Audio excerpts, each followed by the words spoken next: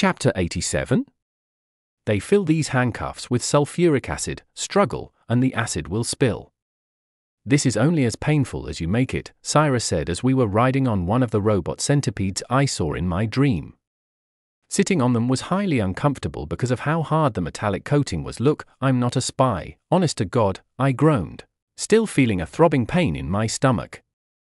Then where is your identification? He asked, raising an eyebrow. I wasn't about to tell him how I was a time traveler, so I instead decided not to say anything. I thought as much, he said, shaking his head. So, who are you, guys? I asked, curious as to how a fascist state had been formed in the 23rd century. Hasn't fascism been out of fashion for I don't know forever now? Do you genuinely not know, or do you not have anything to talk about? He asked, looking back towards me. Man, he was insufferable. I genuinely don't know. In 2215, Maynard Conrad II established the paramilitary Raven Corps. He trained all of us in warfare. Seeing the importance of conium, the government contracted it for weapons.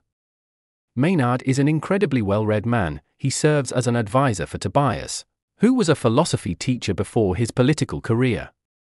Does that explain everything? Yes, I simply replied. The rest of the ride was honestly uneventful as we didn't talk about anything and instead rode in complete silence. All I could think about at that moment was how my actions had led to these horrible things happening and how I never learned from my mistakes. Eventually, we arrived at the palace. The inscription on top read Xanadu, Home Sweet Home. I'm pretty confident it was a reference to Citizen Kane, as that's the name of his mansion in the movie. Let me take these off since you've been behaving so well, Cyrus said, unlocking my handcuffs and allowing my hands to breathe. Thank you. Wish me luck, I nervously replied. Luck doesn't save men, my child. Then what does? I asked curiously.